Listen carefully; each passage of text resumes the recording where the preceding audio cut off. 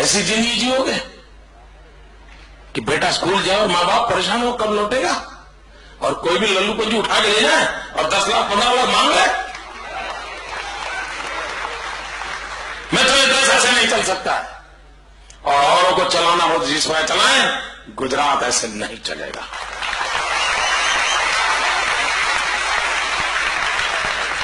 और मैं जानता हूं मित्र, इसकी कीमत चुकानी पड़ती है। अगर 5.5 करोड़ गुजरातियों की भलाई के लिए अगर एक को कीमत चुकानी पड़ी तो तैयार हूं।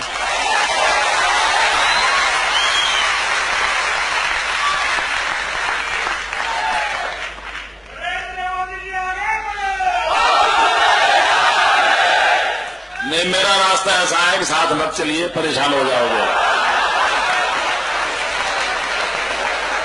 वहीं पर खड़े रह के नारे देते रहना।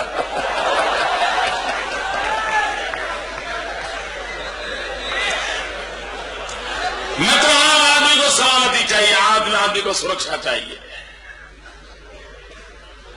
और आज गुजरात की स्थिति ऐसी बन पाई है मित्र, और तभी तो विकास हो रहा है। सारी दुनिया के लोग पूंजी निवेश के लिए गुजरात की ओर देख रहे हैं, लोग दौड़ के आ रहे हैं मित्र।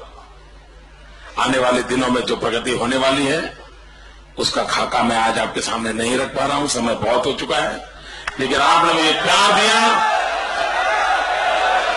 मैं तो मैं आपके प्यार को अनुभव करता हूं दोस्तों।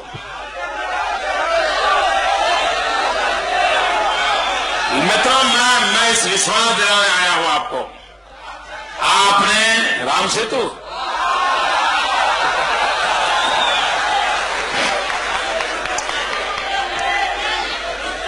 मित्रों, ये जो राम सेतु की चर्चा हो रही है, आप में से किसी ने कोर्ट के अंदर एफिडेविट की हो और 2 दिन के बाद आप जाके कहो कि हमारी गलती हो गई, एफिडेविट बदलनी है, आपका क्या होगा? क्या होगा साहब? आप जेल के सलाखों के पीछे होंगे। जो न्याय आपके लिए है वही न्याय दिल्ली की सल्तनत के लिए होना चाहिए। मित्रों, अभी तो आप राम सेतु की बात कर रहे हैं, लेकिन दूसरा पाप भी किया इन लोगों ने। भारत सरकार के टूरिज्म डिपार्टमेंट ने अमेरिका के अंदर टूरिज्म को आकर्षित करने के लिए जो पत्रिकाएं बांटी हैं, जो पोस्टर छापे हैं, इसको आप देख नहीं सकते दोस्तों। और मित्रों, यह देश उनको माफ नहीं करेगा। भारत सरकार के टूरिज्म डिपार्टमेंट ने अमेरिका के अंदर जो पोस्टर पर्चे बांटे हैं लोगों को टूरिज्म के लिए आकर्षित करने के लिए, कौन सी फोटो दी आपको बताऊं? फोटो ये दी है कि एक पेड़ पे भगवान कृष्ण बैठे हैं और गोपियों से सारे वस्त्र चुरा लिए हैं, और सभी नंगी गोपियों के कोई 30 गोपियों नंगी दिखाई है। क्या मार्केटिंग कर रहे हैं दिल्ली वाले? मित्र, आपका लहू गर्म होता है कि नहीं मुझे मालूम नहीं, मैं चैन से बैठ नहीं सकता मित्रों। ये क्या है? ये क्या है मित्रों? क्या हिंदुस्तान को दुनिया के टूरिज्म के लिए क्या और कुछ नहीं बता सकते थे आप? नंगी गोपियों का रूप दिखा करके हिंदुस्तान की मां का अपमान कर रहे लोग मां की इज्जत को बेच करके टूरिज्म लाने के लिए निकले हैं मित्रों। कैसे माफ करेंगे इनको दोस्तों? कैसे माफ कर सकते हैं मित्रों? आपको हैरानी हो गई, ये राम सेतु का मसला साहब स्टैंप पेपर पे भारत सरकार एफिडेविट करे कि भगवान राम पैदा ही नहीं हुए थे। मैं आपको पूछना चाहता हूं, क्या भगवान राम का जन्म हुआ था? आवाज इटली तक पहुंचनी चाहिए। ये राम और रोम की लड़ाई है मित्रों। क्या भगवान राम का जन्म हुआ था? माता सीता का जन्म हुआ था? माता सीता और प्रभु राम की शादी हुई थी, माता सीता का अपहरण हुआ था, रावण उठा के ले गया था, लंका ले गया था, उसको ले जाने के लिए प्रभु राम गए थे, जाने के लिए पुल बनाया था, आपको मालूम है, उनको मालूम नहीं है।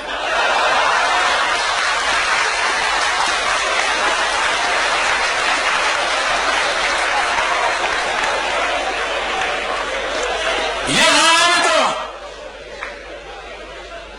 आप मित्रों मैं बताऊं, आप सोचिए जरा, आप सोचिए जब भगवान राम ये सेतु बना रहे होंगे तब रावण के मन में क्या विचार आया होगा।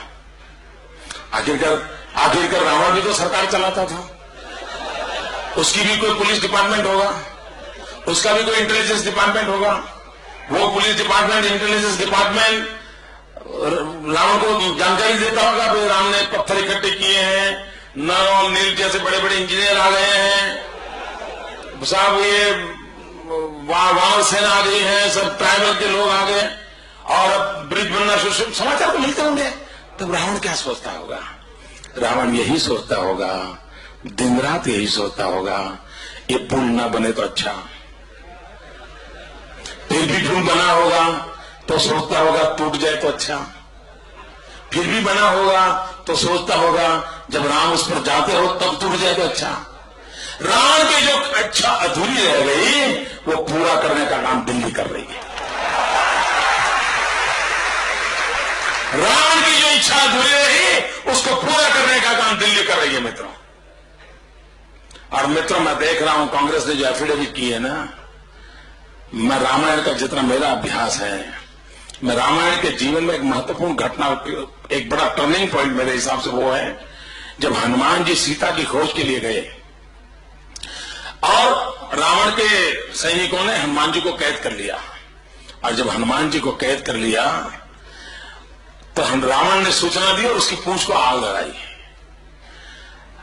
रावण ने हनुमान की पूंछ को आग लगा करके जो गलती की थी वैसी गलतियां फिर एक करके की है साहब।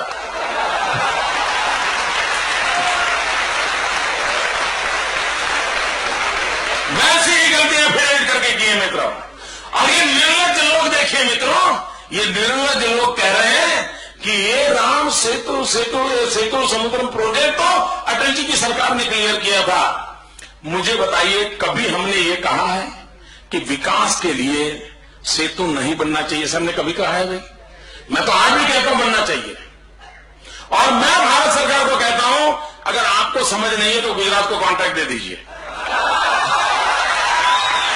ये भगवान राम का सेतु तोड़े बिना दूसरे 4 सेतु बन सकते हैं मित्रों।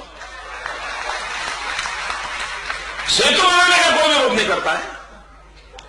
और मित्रों जब अटल जी की सरकार थी 5 अलग अलग ऑल्टरनेट के मॉडल रेडी है, 5 अलग अलग मॉडल, और उसमें ये प्रभु राम के द्वारा बनाया हुआ सेतु तोड़ने की कोई जरूरत नहीं है, उसके बाद भी बन सकते हैं।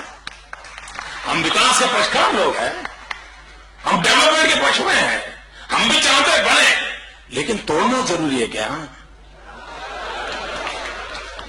लेकिन ये तोड़ इसलिए रहे मित्रों, उनको तो इस देश की आस्थाओं पर चोट पहुंचाने में मजा आता है। इस देश के राम के नाम को मिटाना ये उनका मकसद है, और तब जाकर के ऐसी चीजें करते हैं मित्रों। और कॉन्ट्राडिक्शन देखिए साहब, एक ही सरकार में 2 पार्टनर, एक 3 पार्टनर। मैं तीनों का नमूना बताना चाहता हूं, गांधी जी वाले 3 बंदर की बात नहीं है। देखिए दिल्ली की कांग्रेस की सरकार एफिडेविट करती है भगवान राम का जन्म नहीं हुआ था। उनके एक समर्थक कम्युनिस्ट पार्टी के एक नेता का नाम है सीताराम येचुरी। कॉन्ट्राडिक्शन देखिए साहब, कांग्रेस पार्टी कहती है भगवान राम का जन्म नहीं हुआ था और कमलनाथ जी कहता है वो शराबी था। अरे जन्म नहीं हुआ तो शराबी कैसे था भाई? ये कॉन्ट्राडिक्शन देखिए मित्रों, इनके कॉन्ट्राडिक्शन देखिए। ऐसे ही लोग मित्रों, कोई जिम्मेवारी नहीं मित्रों, कोई दायित्व नहीं, जो मर्जी पड़े देश को खींचते चले जा रहे हैं। और मैं कांग्रेस के लोगों को पूछना चाहता हूं, आप 60 साल तक सत्ता पर महात्मा गांधी का नाम लेकर के पहुंचे हैं। जब भी आपको मौका मिला आपने गांधी का उपयोग किया है। अगर आप मानते हैं कि गांधी का जन्म हुआ था, मैं कांग्रेस वालों को पूछना चाहता हूं, आप मानते हैं गांधी हुए थे, तो आपको ये याद है कि गांधी आजादी के आंदोलन के समय भी हर दिन रघुपति राघव राजा राम भजन करते थे? क्या कांग्रेस वालों में हिम्मत है जो कोर्ट में जाकर के कहते हैं कि भगवान राम पैदा नहीं हुए थे, महात्मा गांधी की समाधि पर प्रभु राम का नाम लिखा हुआ है? क्या कांग्रेस में दम है जाकर के मिटा सके? और तब जाकर के मित्रों, एक नागरिक के नाते हमारा कर्तव्य बनता है इस देश की भलाई के लिए, इस देश की संस्कृति के लिए, इस देश के विकास के लिए, इस देश के संस्कार सरिता के लिए आओ हम मिलजुल के काम करें मित्रों। आइए हम प्रगति की ओर चलें मित्रों, विकास के नए आयामों को सर करें मित्रों, गरीबों की भलाई के लिए